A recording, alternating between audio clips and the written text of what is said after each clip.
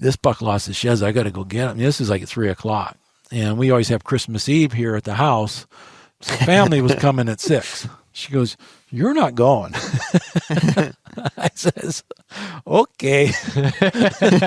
So Christmas morning, you guys, I don't know how young you were then, but I remember you guys got up. That young. This was quite a few. How many years ago was that? I don't know. It wasn't young enough that we were getting up like Santa was coming. Well, I got you up. So you were probably 30 years old, crawled out of the basement. Yeah. You were 25, 26. I woke you up. I was like, well, if I throw a mic on, then I can help others the way that these people have all helped me. Born in the heart of the Pennsylvania deer camp, with the help of experts, friends, and local legends, we bring you valuable knowledge and powerful stories for your hunting adventures. Welcome to the East Meets West Hunt Podcast with your host, Beau Martonik. All right, we're back. Another episode of the East Meets West Hunt Podcast, and back again here with my dad, Joe Martonik, and cousin Mason Martonik. That is usually confused as being my brother. He's not my brother, he's my cousin, but glad to have you guys here again. We had just recorded a different podcast here that I'm not sure which one's going to come out first, but we had done another one talking about hunting season and stuff, but I want to do something a little bit different here that would be kind of fun. And we always, when we go out and pick up sheds and we tell the stories about the sheds, kind of like deer hunting stories, but yeah, with sheds. And I was like, I've never heard people talk about, shed stories really. And I was like, that'd be kind of a fun one to pick. So I texted you guys, said, pick out some of your favorite sheds that you have some stories behind. Let's talk about it. Instead of just, shed hunting tips or whatever else. Like, Mason, you're always big on telling me, like, hey, less on the tips, more on the stories. Yeah. And you can learn from those stories too. So I was like, let's do some shed hunting stories. I think that would be pretty cool. So to kind of get the ball rolling here, I'll start with a story and grab a set of sheds, and then I'll talk about it, and then I want you guys to ask a few questions about it if you think of any questions that comes with it. So I've got a pile over here. I'm just going to grab a couple here and talk about it. So we're going to talk about this set here first. This is an old set, super big, heavy racked buck, and I guess he's a mainframe 8. He's got a little Mason crab claw out there on the end, and a kicker coming out of the toe, a toe coming out of the base of that brow tine. So, and also I will say, if you guys are listening to this podcast, you can either watch it on Spotify or on YouTube to see the sheds here that we're holding up. But basically, this set of sheds is an interesting one. So at least I've found a lot of times with big deer, and I'm not going to sit here and claim that I'm the best shed hunter out there, but I found a lot of times with big deer that they tend to lose their sheds somewhat close to another one. Doesn't mean right next to them, but within a few hundred yards, 400 or 500 yards or so. These two sheds were found almost a mile apart.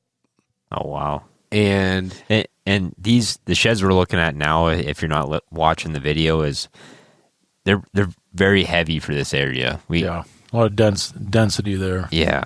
Yep. Mass.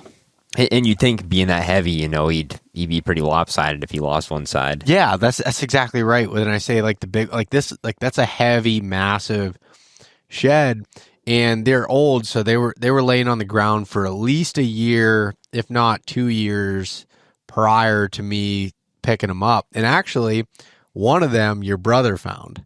Yep, I remember this. So I technically did not find both of them, but it was in my area, so he gave me it. One-eye tie. Yeah, one-eye tie, yeah. So I'll tell you the story about it. It was an area I'd shed hunted and scouted in the spring quite a bit, spent a lot of time, and it just so happened I was walking this well-used trail that people walk in on all the time. That was, like basically kind of like a road. And I decided to cut up the hill earlier than I normally did instead of following the trail. And it was only 10 feet on the bank above this road that I found the one shed coming off a steep side hill, not a typical spot of like, oh, this is where you look for sheds. It was just, I think he was traveling down and dropped it there. Wow. So, and I was like, man, that's a big shed. I wonder where that deer, could be at. And it happened to be the first day of fishing season in April. And Tyler was here, and he had been fishing or something. We were all at my house, and you and Tyler decided to go look for sheds. That's what it was. Yeah. I was like, Tyler, how about you want to go look for sheds? And he's like, yeah. And we did a hike up in there, and we walked a ways, and we were looking for the other side to this one at first, but then just kind of blew it off at that point and kept going. And honestly, I was like, maybe someone else picked it up or it's been chewed up because they were old sheds. So we had moved, and it was on the same ridge system, but it was a mile away. That there was like an old apple orchard there, and there was some just old equipment for some gas wells or something that was there, just old metal pieces. And it was like underneath this metal piece, like up against a tree. Like I think the buck was bedding there up against it, and Tyler found it. And I looked at my track, and the day that I found the other big one, when I was walking down that ridge system, I'd walked right past it. I never saw it. Oh, wow. So, which happens a decent amount with sheds. Easy Absolutely. to do. Very easy to do. But the thing about this deer was I never saw him. I don't know if he had died, if he had been killed that year or the following year, because again, these sheds were old or what. But I've ran trail cameras in there, spent a lot of time in this area, felt pretty good about knowing the deer that were in there. Never saw him before, never saw him again, never saw him prior to that. Just the mystery of these sheds. But the genetics of some of this tall kind of, and this crab claw is a genetic in there that I'll show you, and ended up a deer that I ended up killing the following year had that genetic of that crab claw. He ended up growing it out to be a normal, fifth point or fourth point, I guess, a G4 on there. But so that was pretty cool. But that's the first set that I got there. But now I kind of wanted to turn it over. What about you, Dad? Do you want to pull out one of your sets? Yeah, I got some history with this buck here. The first shed I found of it was this one, and I guessed him at that time to be maybe a 4-year-old, but I'm thinking he might only have been a 3.5-year-old, which a shed of that quality for a 3.5 is exceptional for our area. Oh yeah, absolutely. But initially, like I said, I was giving him a 4.5, and then I had some cameras in there, but I didn't have only had one camera in this whole area. So after finding this shed, I covered the area pretty good with. I had, I think, 4 or 5 film cameras at the time. This was going back 15 years ago, and I started picking them up. And so definitely one of my target bucks.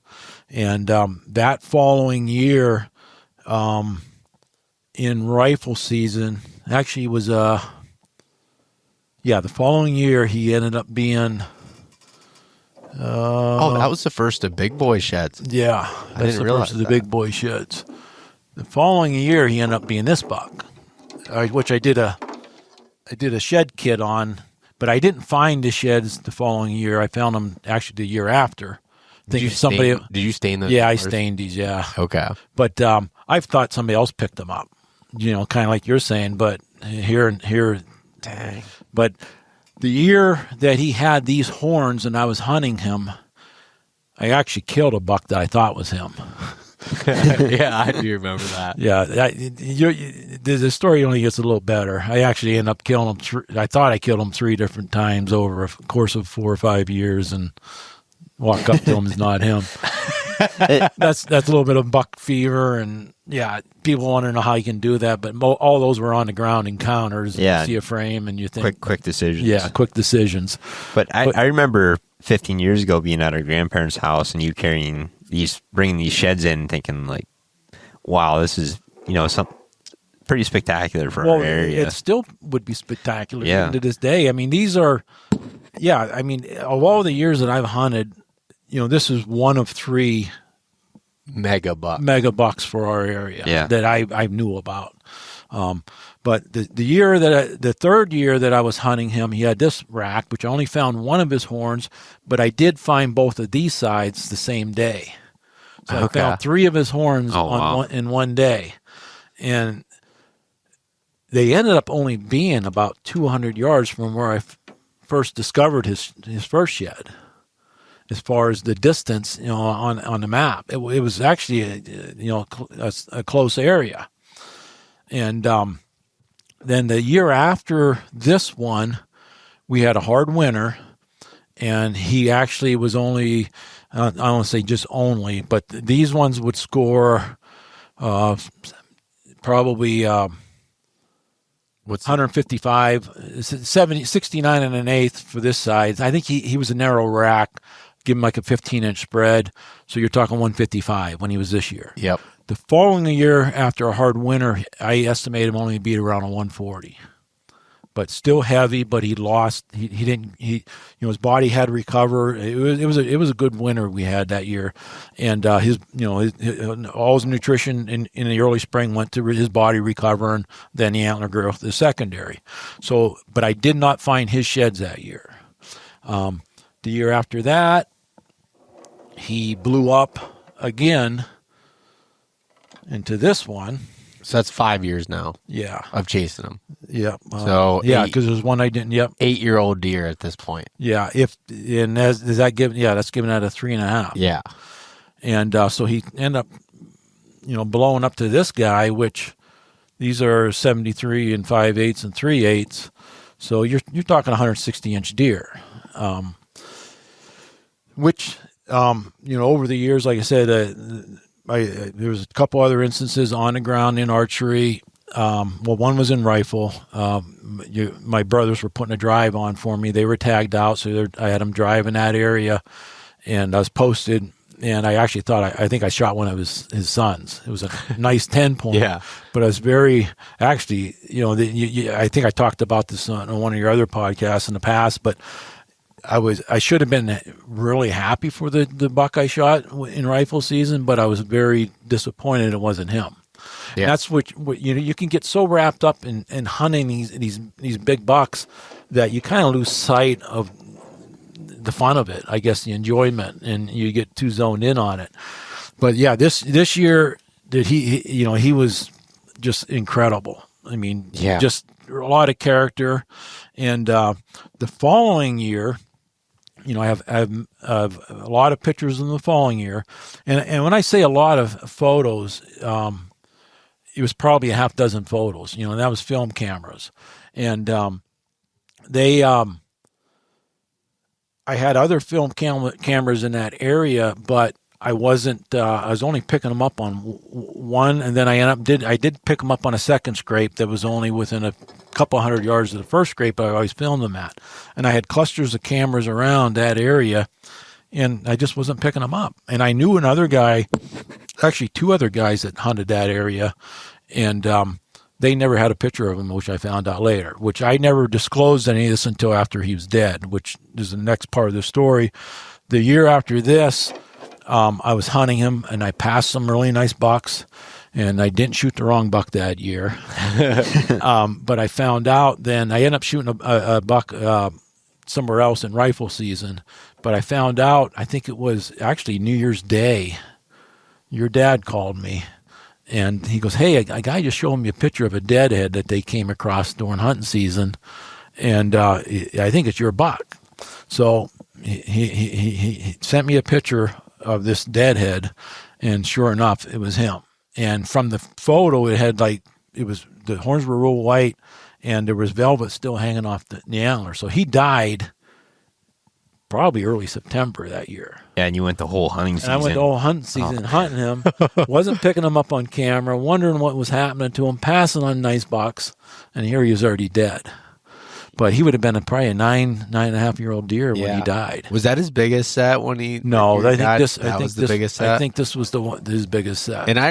And now, don't get me wrong. 160-inch deer is huge, no matter what. No. But at that time, that was so uncommon. Oh yeah, and it's still uncommon now. But that was like nobody heard of a deer like that. Yeah, absolutely. And all these sheds over the years where I found them, with the exception of this, there was a logging activity that ended up happening about a half a mile away. But this group of sheds were all within a 200 square yard area.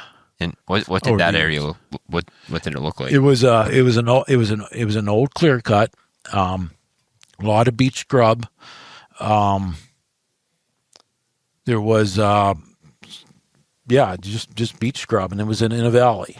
And these sheds that I found the same year as this one, both of them were lying in a little creek bed. And, like when he jumped across the creek, he dropped them or something? Well, actually one was in the creek bed. This one was in the creek bed about 100 yards up from this one. This one was over a year old. This one was about 100 yards up into the clear cut. So they were, two of them were in the creek bed. Huh. Both were submerged, the fresh one of that year and then the old one of that year. But yeah, he just hung. It seemed like he had a very small core area during, at least when he wintered. Right. And the best part of it, after I found, this one, I started running cameras where I found his shed, and I wasn't picking him up, but on one scrape that was actually about 400 yards from where he shed his horns. This group of sheds, though, they started logging in that area about a half a mile away, and I found both of them in that logging cut in that spring. They were about 400 yards apart. Yeah, shifted a little bit for some better feed. He shifted for that fresh feed. Yep, those fresh tops.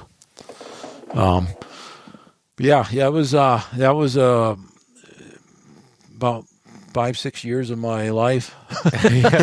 Well, so what do you think? Why do you think he was in that shallow valley, or that valley that he was in? Do you think he was bedding in that area? I do. I think there was one bench system that I think where he's bedded, but there was no access without blowing him out of there with your scent.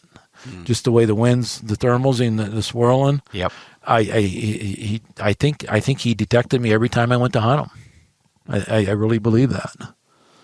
Yeah. They have the safe place figured out where they have everything in their favor, and it's just tough to get them. And I know a buck my dad was hunting this year. It was his access killed him every hunt he went in there. I think he's getting picked off on the way in. Yep, and you don't know it. I mean, I never laid eyes on him. I never knew, but I know he knew I was there.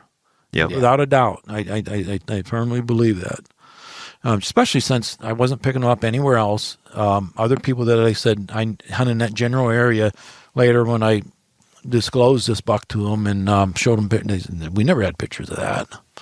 It just, some of them have a real small core area, I think. Yep. Yeah.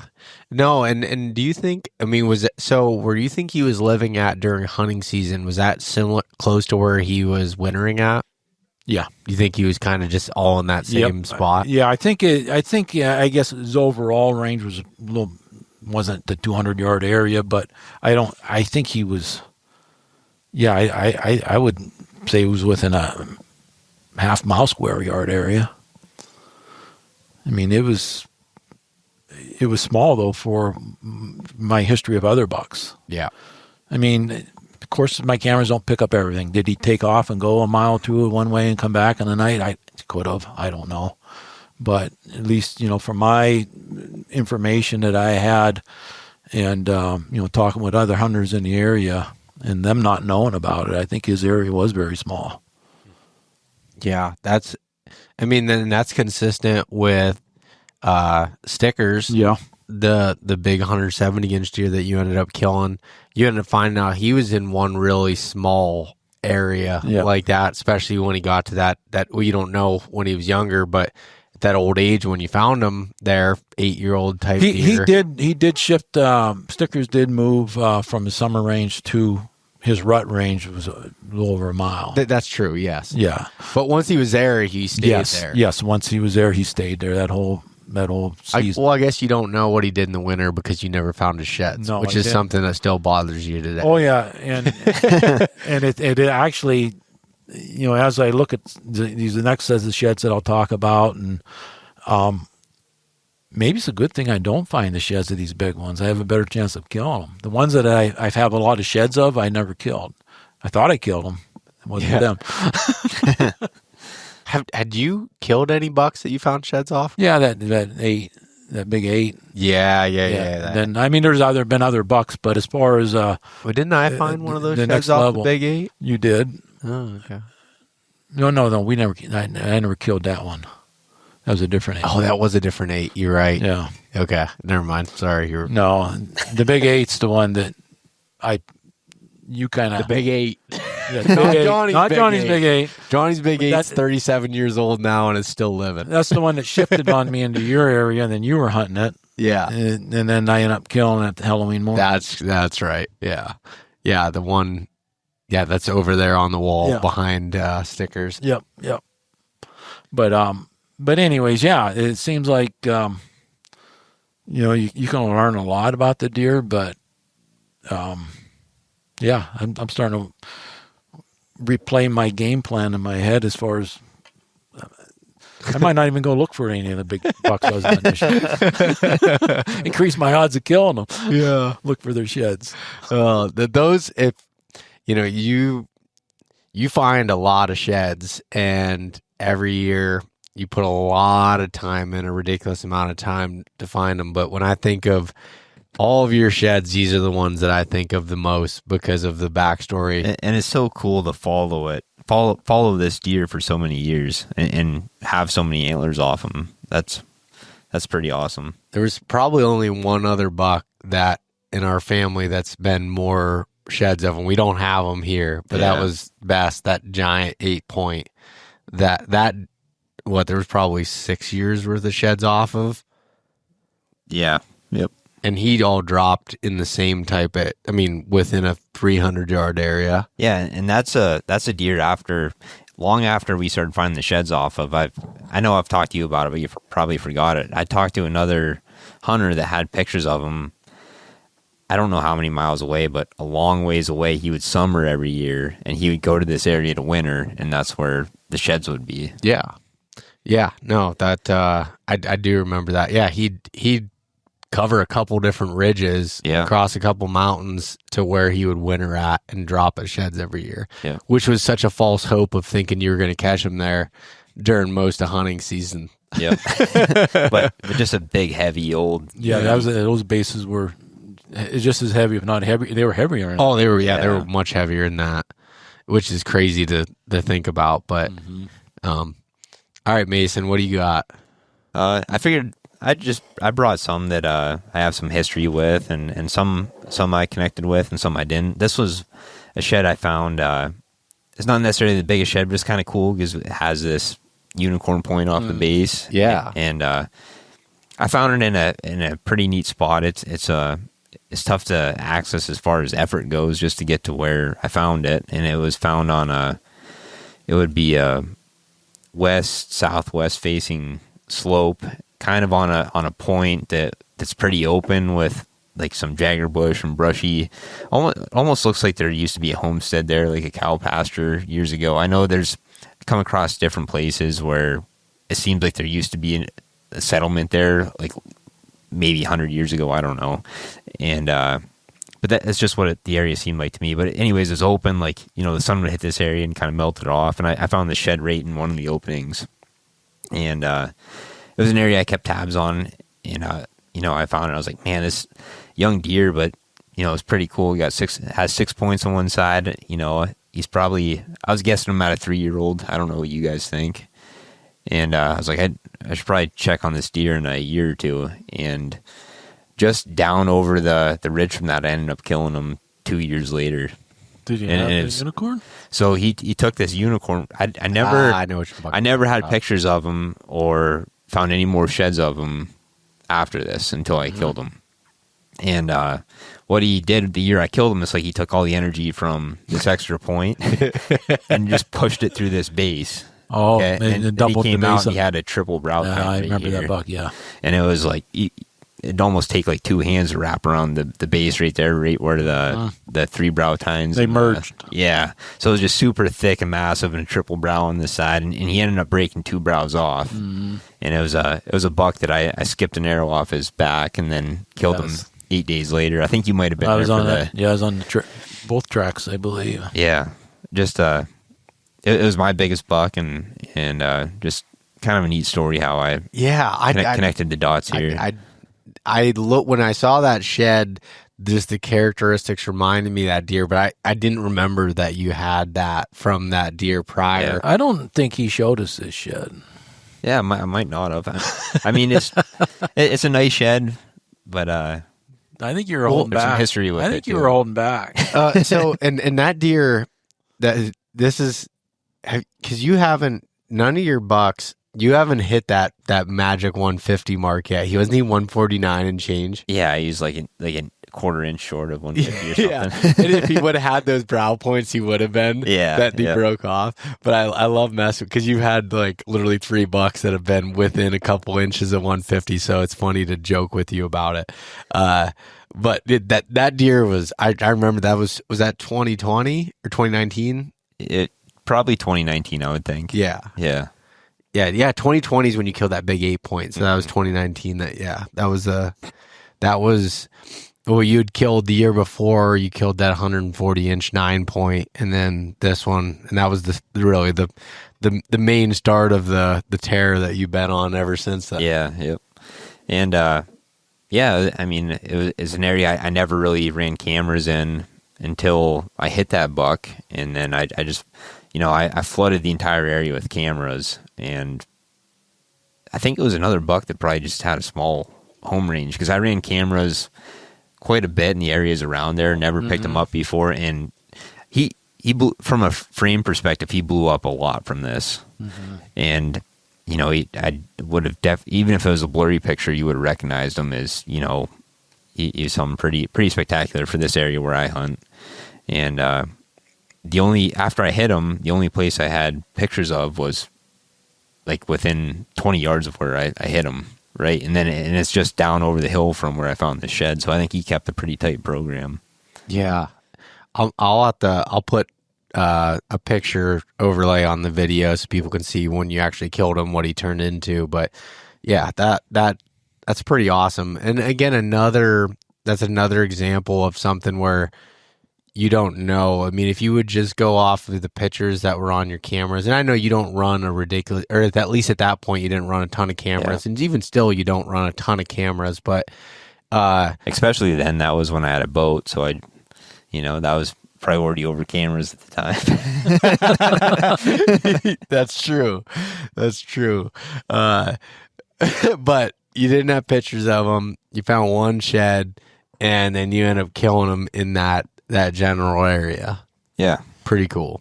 And I would say a good amount of the bucks I've killed in the last 8 years, I've had sheds off of.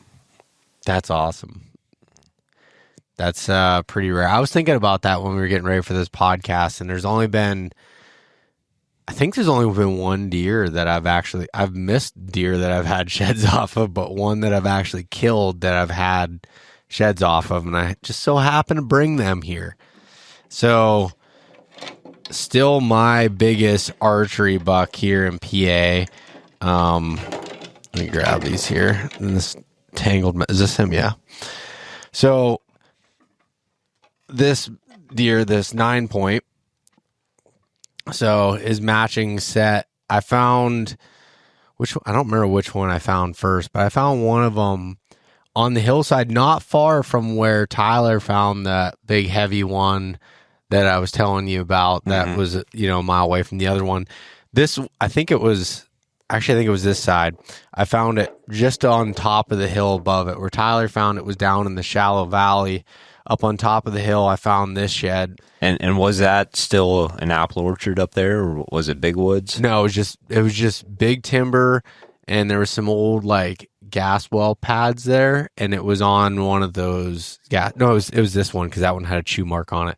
So it was this one first that I found. It was up there and a bunch of grasses, some briars. I think he was just feeding up there. I don't think he was bedding up there. And so I found this shed and was like, man, and I was like, and I had pictures of him that year. I knew right away. I was like, I know what buck this is, and I want to find the other side. And I looked, I mean, I went forever. I spent all spring just in that area, not only trying to find his sheds, but another deer as well, but just scouting it. The deer, this area had quite a few of good deer in it, like something I hadn't seen before. And it was just exciting. And it happened to be the day before turkey season.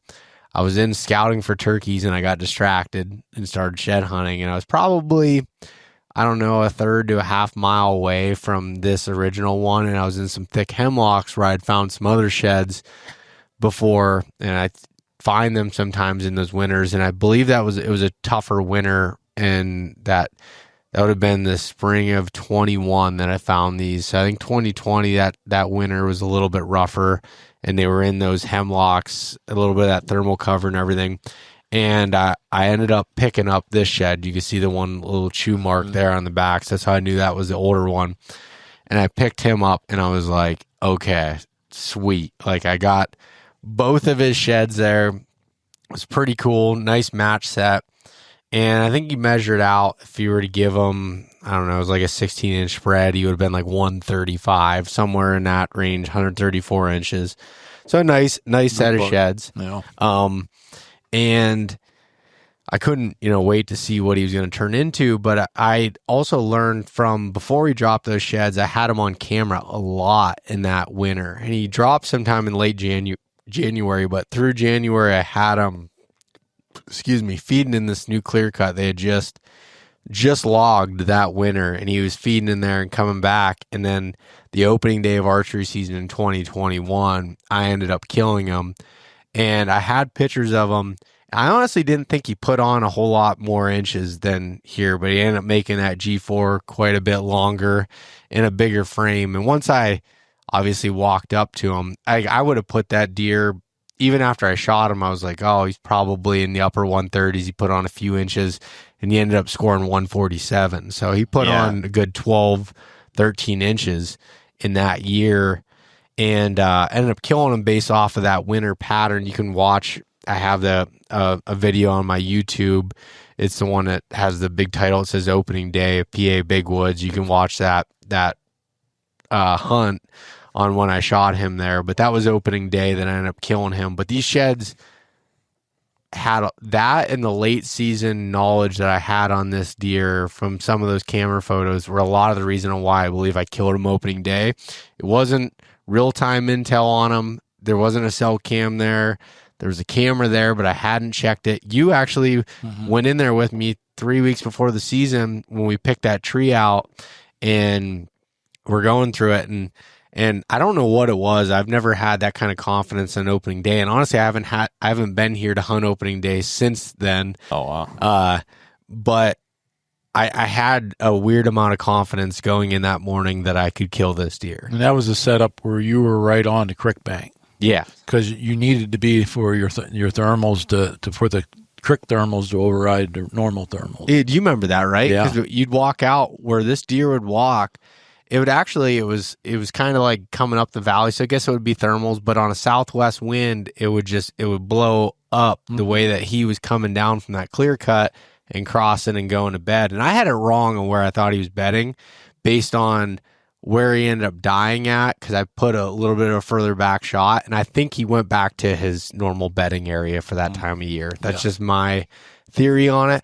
But he was bedded in, actually in the bottom, in some high, what was it? Not goldenrods. I was going to say cattails. Goldenrods, in a little high spot in the goldenrods there where there were some trees. But nonetheless, it didn't matter because all those trails crossed that went, like that was the spot to be at there. But when you're on the creek bank, the thermals went down with the water, but you had to be right on that water. Yep. It was just a picture perfect spot. I walked up the water to get up in there. It was exactly a 2-mile hike in from the road and where I parked at. Super cool. And that was something I'll never forget. The fact that one, I had both sheds and then was able to kill them opening day. Yeah, and just as pretty of a buck as you can get as far as beautiful frame, long tines, Yeah. wide. Yeah, he For was sure. the way I put him at is like, even looking at him on the wall, he had a little bit of everything. Nothing that was like exceptional that you're just like, holy cow, those tines are 12 inches or he's 20 inches, 21 inches wide or anything. Like, it was just, he had everything that was just a perfect frame. Yeah. Well, he had strong brows too for deer of our area. Yeah, he did. Yeah, he had some good brows on him. Yeah. That helped out, but that's what stood out when I look at it. The brows stand out. yeah. And he ended up being 18 inches wide too, which was it was a little. We were only thinking what 16 years. Yeah, because his beams wrapped around Yep. that it made it look like he was narrower than what he was, but he had long beams, wide, good tines, good brows. Yeah, just big frame. Beautiful buck. Just great deer. All right, Dad, what do you got next? Well, there's another exceptional deer for Pennsylvania. One of the 3 that I hunted over my life that meet this monster category. This was probably when he was 3.5-year-old. It's an old shed because I didn't find him that year. I found him actually probably 4 years later, the shed. Wow. I do have his other shed somewhere. I did find one of his sheds that year. I could never match him up. I just don't know where I put it. I was looking for it this afternoon, but I have this one, and I started hunting him. He had the very the characteristic of the split brow, and he carried that through every year on both sides. The next year that I got his sheds, he really blew up. Yeah. But he broke the splits off on this side, and I only found one side. I could never find his other set or his matching side. But this, where I found this shed, actually about 3 years after I found this shed, was probably, as a crow flies, it was probably within a half a mile. So his area was greater than what, as far as his wintering area, than that other buck. But I did film him throughout the summer, and I filmed him on scrapes. And his area was a little bit bigger than this other buck I had talked about. Maybe he had a 1 mile square area. So his range seemed to be a little bit bigger than what Stickers was in this other one. And then this was the year after that, he really blew up. And, this thing was... Oh, my gosh. I think I scored at 174, I think, giving him up. There's something like that, yeah. But he just was exceptional. Jeez. I spent a lot of time. I passed a lot of decent bucks up hunting this buck. Never did have an opportunity on him. And I did actually, I killed a buck the year that he had these horns. I ended up shooting another buck in that area that was a good buck, but I quit picking him up on camera. And I was afraid it was like this buck where he might have been dead. So I didn't want to hold out when I wasn't getting any intel saying he was still alive. I think the last photo I had of him this year was, middle of September when he came out of Elba, but then nothing after that. So I end up, shooting a different buck, and I end up, Uncle Mike, I end up putting him on in one of my stands. Yep. For this buck, if he was still alive. I says, I don't know if he's still alive or not. There's some other decent bucks in there that I knew he'd be more than happy to shoot. And he did have an encounter with it, and you can hear that story on one of your videos that are coming out here. Yeah, if it makes a cut, but he ended up having dirt in his peep sight and had all these issues, and he ended up missing the deer. Yeah, and but that was the last year that I had filmed him. I think he died of old age. Well, but I want you to talk about when you found those sheds.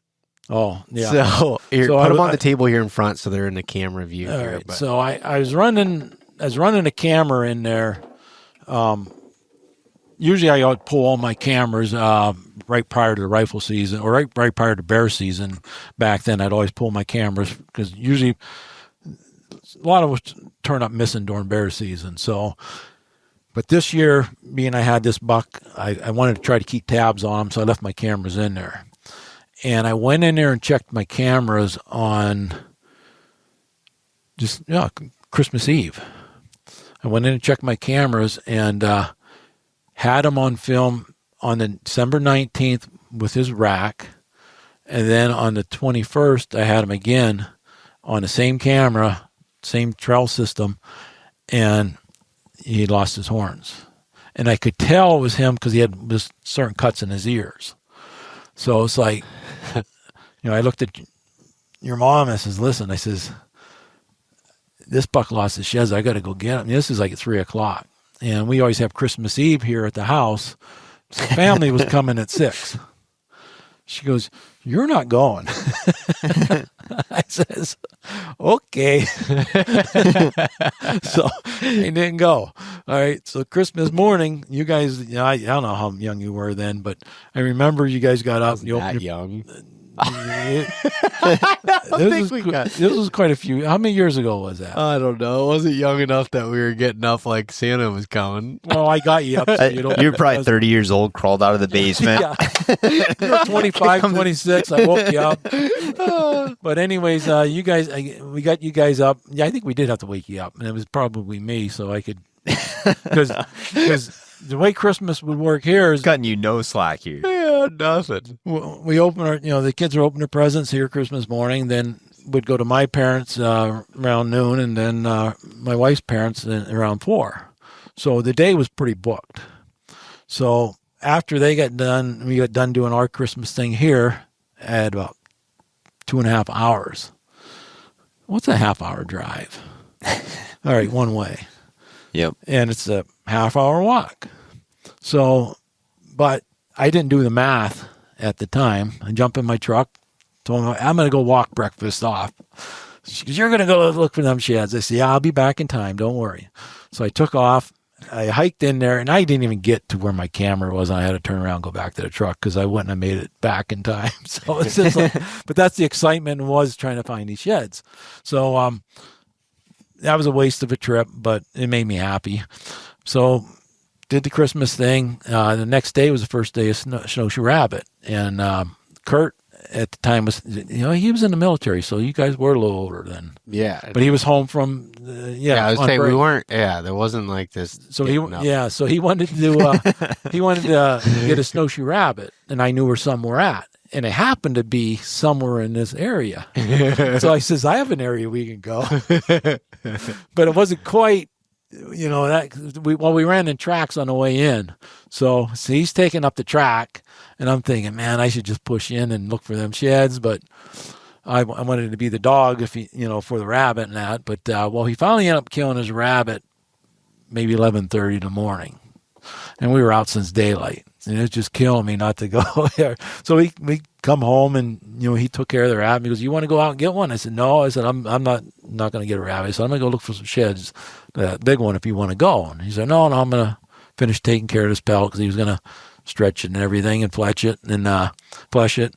So I take off, and I get to where my camera was, and I only go about 100 yards away, and there they were, just the tip sticking out of the snow, both laying side by side. Beautiful. Unbelievable. Gosh. It was like textbook, it just all worked out.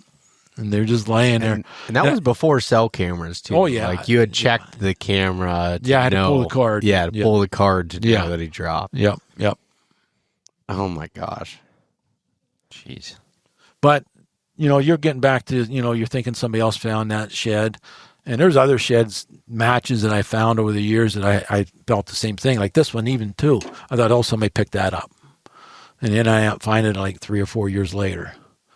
Yeah. And there's multiple times, which I don't have those sheds out here now, but where I'd find one side and looking for the other and think, oh, somebody else must have picked it up. And a year later, I do find the other one. It might only been 20 yards from the other one. And then, I had to drop it afterwards. Well, I remember that one story. It's not a story. This is where I found the one shed. It was a hanger, and I'm filming it. Because you don't find many hangers. I only found 3 or 4 in my lifetime. And a hanger is a shed actually hanging in a couple feet off the ground where they're rubbing, and it gets stuck there for people in the tree. So, anyways, I'm filming this hanger, circling it, put my bag down. Looked around for the other half, did some circles around, ended up leaving the area. I went back in there another time looking for it, couldn't find it. Year later, I revisited the spot where I found this hanger, which the beavers had taken all that brush down, and there was his matching set, his other side laying there a year later. Jeez. And I'm thinking, man, this is about right where the other one was. He must have come back and lost it.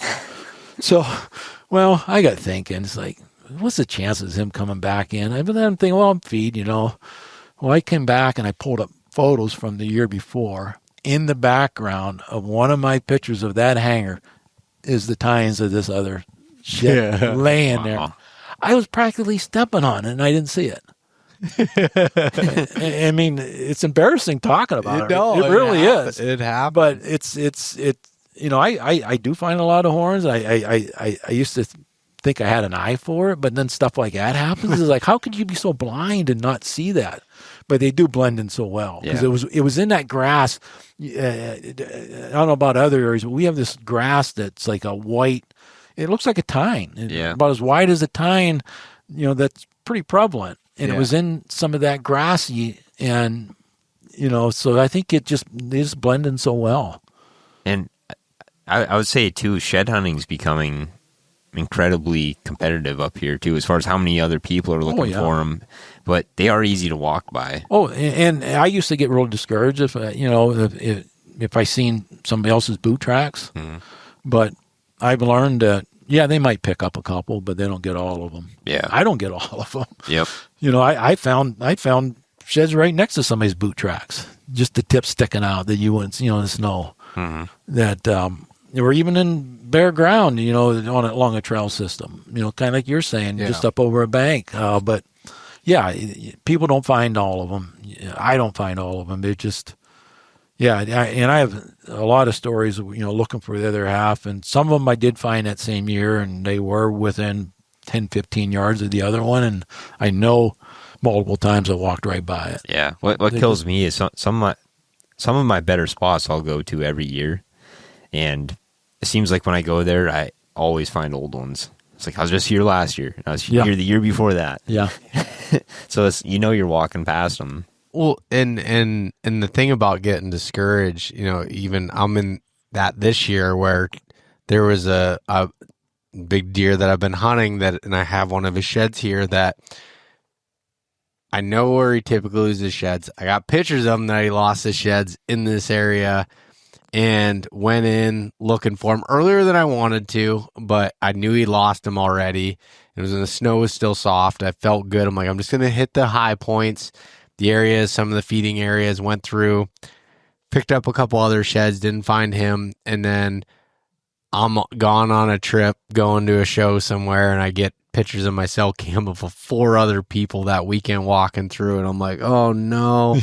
It's like they got him, they found him, there's a dog, they got everything. But so many times, like the shed, and I'll just grab it now that I'm talking about it. I think this is it. I found it in mid-April in an area that gets pounded by shed hunters that like to go through. It's like people miss a lot, including myself. I know I miss. I bet I miss more sheds than I find. Oh, I agree with that 100%. But that was one of those things, and I think once I took the pressure off myself, because I used to love specifically shed hunting, and I've kind of put that out the last few years and was like, all right, I'm going to scout, focus on scouting. I find sheds, it is what it is. I find sheds. But I've been finding more in that later part. Cause like for me personally, snow's gone, everything and it depends on where you are geographically. Sometimes in April, it's green, really green already. So happens in our area. It's not green yet until really beginning of May. So you have April as a really good scouting time. And I've been finding quite a few sheds the last few years in April after most people are done shed hunting at that point. They're done. They're out. They've moved on. And so you just never know what you're gonna be able to come up with even after people go through there, including yourself. Yeah. Oh yeah, absolutely. for sure.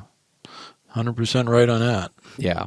And this shed, while I have it here, I'll just do a quick story because there's not a whole lot to it other than the fact that, again, it was a high pressured area as far as shed hunters go. And there was a new logging cut. You talked about that with the set over there. When there's a new logging cut, which creates a new food source with the tops down, laying everything, it's a magnet for them in the wintertime to go to. And this was laying in a bed 10 yards off the logging cut. I literally think it was like a nighttime type of bed. I don't think he laid there much during the day. He just was feeding, kind of went up. There's a little high spot right off the side of the cut. He just laid down while he was digesting his food. I don't know that. That's just what I'm picturing in my head, but it was laying there. I never found the other side. Maybe someone else picked it up. Maybe I'll find it this year. I don't know, but it was laying there and just so happened it's the same area I'm pretty sure he dropped his sheds in this year, because when he came back and he had one side on my camera on January 11th, he was in that same area probably 150 yards away from where I found this shed at. So it's pretty cool to see them come back to those same areas year after year. Yeah, absolutely. What else you got back there, Mason? I got a couple. So this is another one that I ended up killing, but I hunted for this buck for 2 years, and the first year I followed this buck for a while. So I followed him from when I thought he was a 3-year-old, and he's always pretty much looked the same. He never got never had a big jump, never looked substantially bigger, but always was just kind of a wider, nice frame, beautiful 5x5. Mm-hmm. And I think when he was 6, I started hunting for him, which would have been the year the shed was from. And what's interesting too is in the same area I have bucks, and I found sheds off bucks that are significantly heavier than this buck that are younger. And this is a buck that he just got old and he never got really heavy. He's just always kind of like a long tined, wide buck with good brows. And I knew where I would always have pictures of him in the summer. And then, after summer, I'd pull cameras out of there and I would move out just because I knew this particular ridge had a ton of pressure. And I would hunt for him in areas away from there thinking, there's so many people there, I'm just not going to bother with it. Well, the second, I never really got on him. I did film him a couple times quite a ways away from here, which is one of the places I was hunting them, but it was like nighttime, and just never got on them. I shot a different nice 8-point, and then so the year I ended up getting them, I was like, I got to get in there, and I just got to do something different than everybody else. Mm-hmm. So going back to when I found the shed, it was actually, I think I texted you this morning when you talked about doing this podcast. It popped up on my memories on my phone, a picture of this shed, and it was 3 years ago today. Oh, February 20th. We had it was like an unusually warm day for February. So I knew the snow was melting, the sun was out, but we still had a pile of snow. So I got out of work, and I have by the time I drive to this spot from work and hike in there, I got half an hour daylight maybe. Yeah. But I was so excited to go in and look for this deer sheds. And I always imagined finding a shed in this spot. And it just so happened it worked out this time. And I've checked there before, but I think I get beat out by other people looking for sheds in there quite often. And but I was like, this, there's this nice point that the sun would hit. It's kind of open. It's a medium age clear cut, and the sun would, this one spot that's only 80 by 100 yards wide. The snow should be melted enough that, tines would be sticking out. So everywhere else the snow is this deep, but this point, it's more like a dusting to an inch.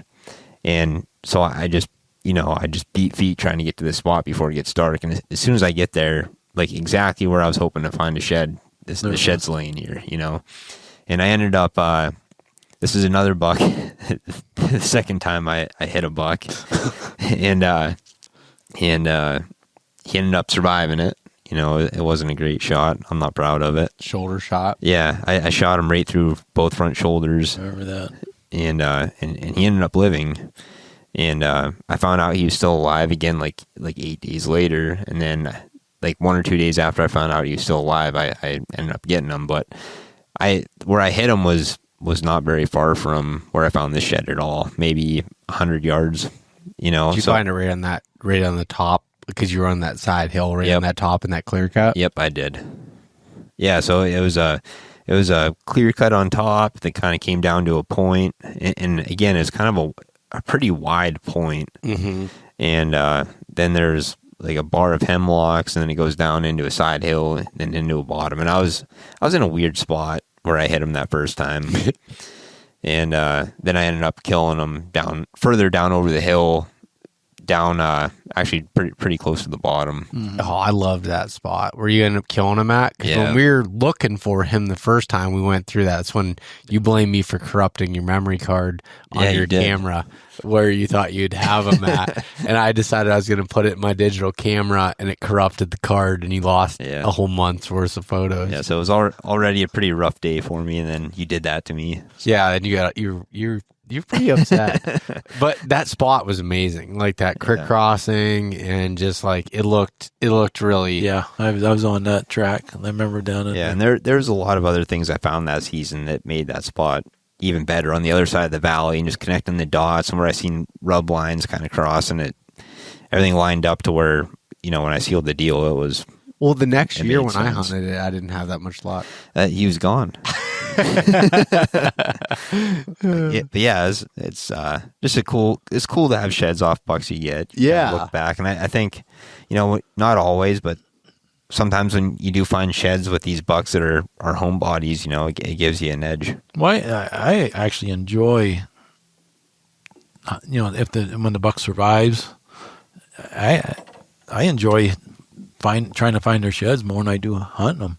Yeah. As far as enjoyment. Mm-hmm. Yeah. When you're hunting them, it's stressful. It's a lot of long hours and not seeing much, or shivering. Where at least when you're shed hunting, there's a lot of action. You're moving. You're seeing things. You're thinking about what could happen. Yeah, and you're not going to be disappointed because you're not really expecting to find a shed. You're just trying to learn. You're scouting as you shed hunt. Yeah. So you don't have that letdown at the end of the day. Oh, it didn't happen again.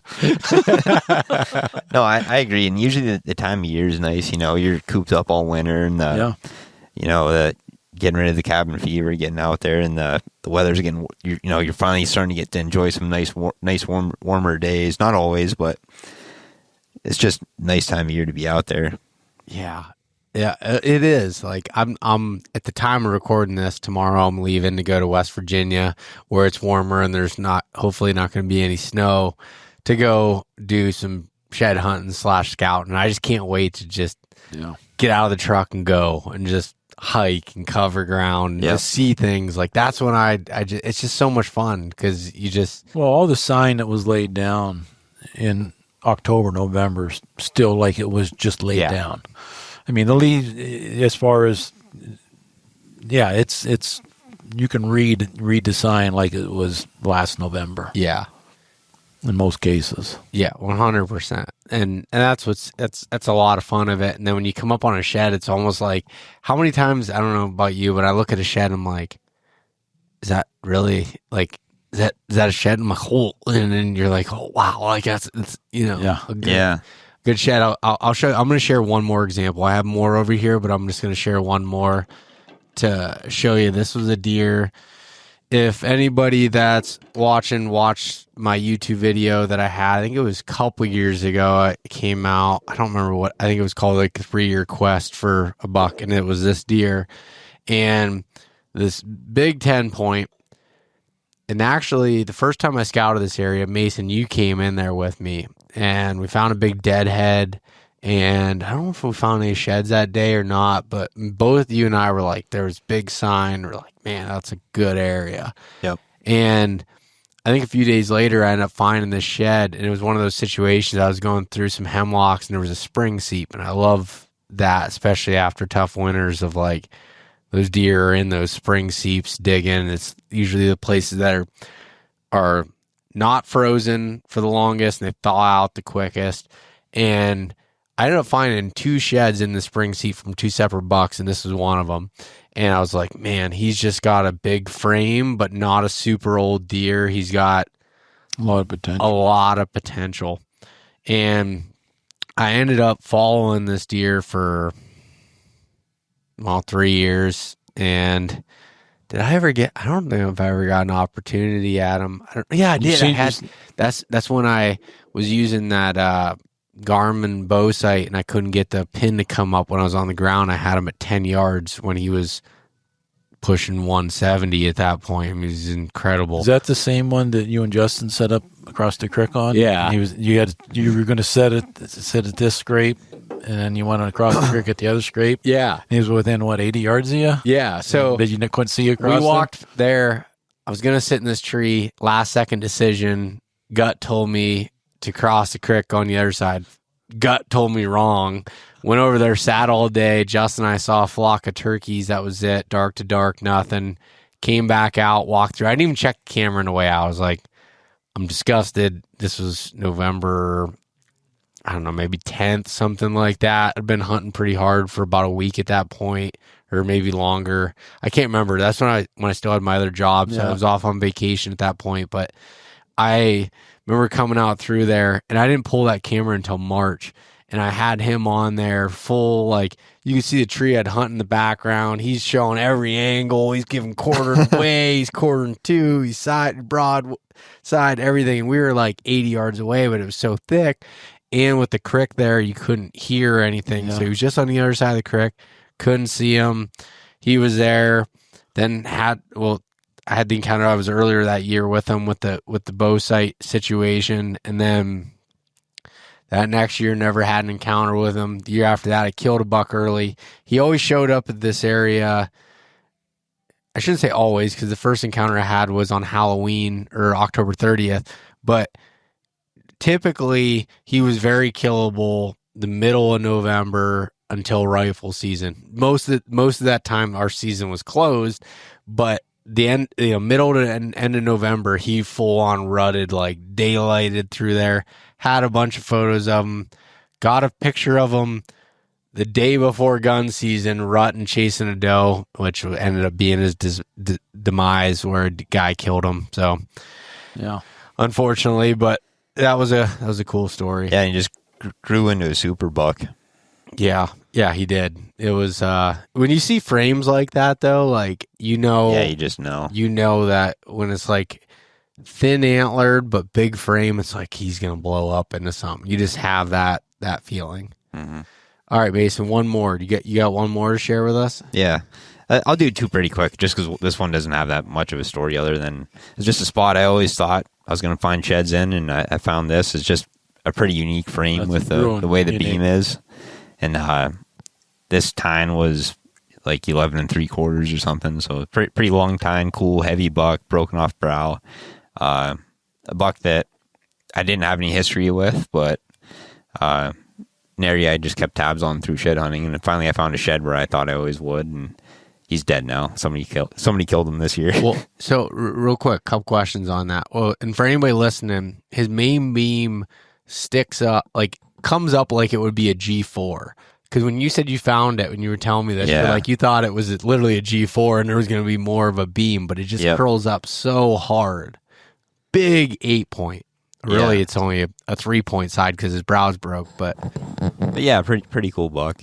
And this buck is one I followed for a lot of years. I had him really young, and I thought he was a 3-year-old at the time, but I actually think he was a 4 now, talking to somebody else in the area. But the first year I had pictures of him, he was a 12-point, and he had he had like a turkey foot on one G2 and a split G2 on the other side.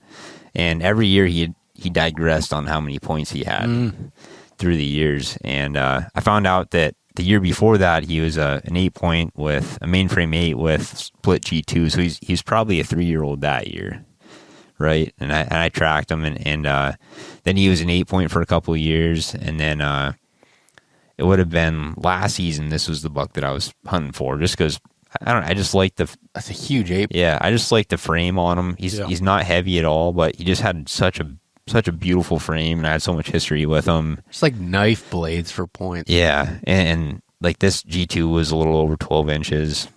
Just a beautiful buck. Wow. And but you know the pressure was incredible in this area, and it amazes me how long these deer can live in such high pressured areas. Yeah. And you know there's a guy I follow on Instagram that he must also hunt this area. He would find sheds off of it often. You know, I'd be excited to go look for this deer sheds, and you know, I'd get on Instagram while I'm at work, and this guy already has them. and I don't know if this guy would recognize him or not, but if you do, keep it quiet. You know, message me if you want, but let's not advertise the area. There's already more than enough people hunting this area. And I would tell you need to get out of there. The amount of pressure you have killed a decent amount of bucks there, but yeah, I've never seen anybody deal with the amount of pressure that you have and still pull out what you do. Yeah, and I don't know if I'm going back into this area, but just for that reason, I'm just tired of dealing with it. But it has produced some big bucks, and somehow they live year after year, and I can follow them, and I've kind of just been picking away at them. But it's just kind of cool to follow a deer for as many years as I did with this. I mean, I followed them from 4 until this set. I'm guessing he was 7. And again, he's not very heavy at all. He kind of looks, you know, if I found this year 1, I think he's kind of a younger deer just because of how. I think he's a 4-year-old. Yeah. And he ended up getting killed this year by an out of stater, I heard, and I seen pictures, and it was for sure the same buck. And I didn't run. What did he look like this year? He I think he had one good side that looked just like this with a kicker off the G2, and the other side was pretty messed up. Like I don't know if something happened to him over the previous hunting season, or if he just had a tough winter. But one side was just all mangled up, and it had a bunch of points on it. But yeah, and out of stater was lucky enough to get him. Dang out of staters. Yeah, hate him. No good. But yeah, I didn't run any cameras in the area this past year, but just, you know, people that I've met through hunting that area that I've stayed close with and became friends with, they kind of keep me updated, and it's nice to know what happened to him, but it's a bummer that, you know, he's not there to kind of follow and track from year to year. Yeah, that they become a party when you start following these deer, especially find sheds off them. An obsession. Yeah, it's 100% an obsession, and just get. I mean, to the point where you're scrolling on Instagram and you see a picture of a guy with a shed laying on the ground that you have no idea who he is or where he's from, and you recognize it. You know, you're obsessing over these deer. Oh yeah. And when you get to the point, like even my dad was saying, where he could tell a buck just, you know, by its ear splits and cuts in it that it's him. And I've had deer like that when I'm looking at, I'm like, is that I've sent them to you. I know. I'm like, I'm acting like you should know what the deer I'm chasing. I'm like, that looks like him, doesn't it? Like, I don't know. You've sent me a few pictures, but I don't follow him as close as you do. I'm like, man, he's got that face, and he's got his eyes kind of sit like this. And it's like, who does that? And I think that, you know, you think about what sets people, the guys that are successful year after year versus people that aren't. And I go back to like when you had not Drew, the other guy from Seek One up here. When you had Lee up here from Seek One, and just talking to him is like instantly I could tell, it's like this guy is so obsessed with deer to the point where it's like, you know, he's like us as far as how much you think about him, and you just ask him questions, trying to figure him out. And it's like you almost have to have psychotic mentality of how bad you want to figure these things out and learn about them and follow them to get to that point. And I think that's what sets people apart is how, how bad you want it and how, you got to be doing it for the right reasons. Yeah. Yeah, maybe addiction's a better word than obsession. Yeah, because it's not always healthy. You can't, and you can't break it. No. That might be the difference. Yeah. Well, and like that, you know what I was saying about it's a cool thing to have a clean slate like you possibly have this year going in and not knowing if any deer are out there. The problem with that is like there is that fun part also of when you know a deer has made it or you think he might have and you're trying to figure them out. Like I like both aspects of it. I like not knowing, sometimes not having any cameras and just going in and the newness of everything. But then there's also the aspect of once you build this portfolio with a deer and you're learning it and you're really focusing on those minute details of it. I mean, the one deer that I'm going to go after this year that I'm chasing, I've hunted the area for so long that there isn't a square inch that I haven't walked in my life, but I'm trying to look at it differently every time I'm in there. And that's hard to do sometimes when you have all these preconceived thoughts based on past experiences, but it's fun. That's what gets us going and gets us doing it. But well, we're about to run out of memory card space here, so we're gonna end this podcast. But do you have any last thoughts? No, just good luck to everybody this coming season or shed season. Yeah, get after it and don't get discouraged. Miles is piles, they say, right? I've never found piles, but I put some miles on. No, it does help to know their habitat and where they do winter, because there's a lot of dead area, just like hunting. Yep. I mean, I'm to the point now where I actually find most of my sheds the hour, 1 or 2 hours after work. When I have a short period of time, I go to a spot where I know I found them in the past. They tend to winter, and I'll find some. Where if I have all day, I'll just go to a new area, scout, and just kind of, shed hunting as I go, and might not find it, even if I find a shed. Yeah. But once you get on their habits, you can recognize, kind of like you recognize a good setup for hunting. You recognize that for shed hunting as well. Yeah. I mean, it just comes with time, experience. There's been a bunch of times I've been with Mason, even when we're elk shed hunting or we're doing or just together in the woods, and we both look at each other like, this feels sheddy. Yeah. It's like, this feels sheddy. Yep. Yeah. And typically I see Mason, he's the bino guy. When you're walking with him and you're talking, all of a sudden he stops, bino's up. He's checking everything. You're always checking. Yep. And I'm always like, what's he looking at? Then I got to pull mine up, even though I have no idea what he's looking at, but I got to see. Is he have something? I just start running in that direction. All right, guys. Well, thank you so much. Appreciate it. And we'll talk to you soon. Thanks for having us on. Yeah, thank you. Yeah, thanks everyone for listening. Hey guys, thanks so much for listening. If you enjoyed this conversation, share it with your buddies. Leave us a rating, a review, and subscribe. If you want to check out more content like this, there's plenty in the links below. We truly appreciate having you guys along with us.